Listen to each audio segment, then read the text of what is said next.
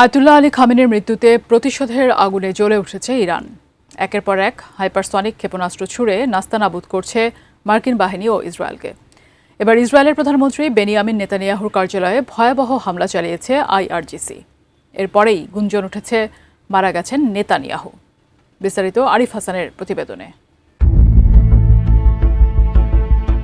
উত্তাল মধ্যপ্রাচ্য। পারমাণবিক ইস্যুকে কেন্দ্র করে গত ২৮ ফেব্রুয়ারি ইরানের রাজধানী তেহরানের একাধিক স্থানে আকস্মিক হামলা চালায় যুক্তরাষ্ট্র ও ইসরায়েল। হত্যা করেছে ৪ দশক ধরে ইরানের সর্বোচ্চ ক্ষমতায় থাকা সুপ্রিম লিডার আয়াতুল্লাহ আলী খামেনিকে। এদিকে খামেনিকে হারিয়ে যেন উন্মাদ হয়ে উঠেছে আইআরজিসি। পাল্টা জবাবে ভয়াবহ হামলা চালাচ্ছে মধ্যপ্রাচ্যের মার্কিন ঘাঁটিগুলোতে এবং ইসরায়েলে। এখন পর্যন্ত F-15 সহ ৩টি মার্কিন যুদ্ধবিমান বিধ্বস্ত হয়েছে। হামলা চালানো হচ্ছে মার্কিন দূতাবাস সহ বিভিন্ন ঘাঁটিতে। এখন পর্যন্ত ৪ জন মার্কিন সেনা নিহত হয়েছে। ইরানের হামলার ভয়ে ইতিমধ্যে মার্কিন সেনারা দুবাইয়ের বিমান ঘাঁটি ছেড়ে যাচ্ছেন, এমন একটি ভিডিও প্রকাশিত হয়েছে। ফিনিশ আসলে একটা জিনিস, সস্তায় বস্তাপতা জিনিস, স্পার্টা চিনে ফিনিশ। এদিকে হামলার প্রতিক্রিয়ায় স্মরণকালের সবচেয়ে বিধ্বংসী রূপ নিয়েছে তেহরান।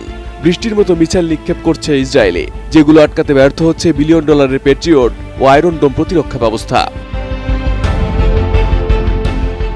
সর্বশেষ পাওয়া খবর অনুযায়ী খাইবার ক্ষেপণাস্ত্রের মাধ্যমে লক্ষ্যভিত্তিক ও আকস্মিক হামলায় ইসরায়েলি প্রধানমন্ত্রী বেনিয়ামিন নেতানিয়াহুর কার্যালয় এবং বিমান বাহিনীর কমান্ডারের অবস্থানে গুরুতরভাবে আঘাত করা হয়েছে বলে দাবি করছে আইআরজিসি।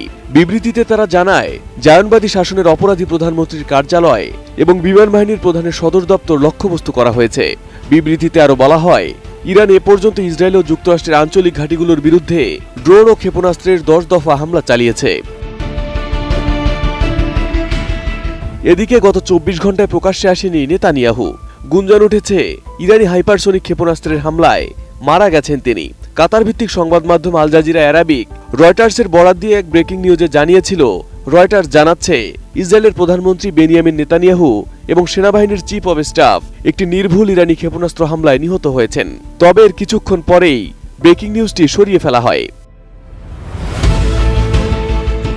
এদিকে ইসরায়েল ফোর্সের এক্স অ্যাকাউন্ট থেকে এই খবরকে গুজব বলা হচ্ছে। তবে হামলার পর প্রেসিডেন্ট নেতানিয়াহুর বর্তমান অবস্থান সম্পর্কে কিছুই জানা যায়নি এবং সর্বশেষ ২৪ ঘন্টায় তিনি প্রকাশ্যেও আসেননি। Arif Hasan, ATN news.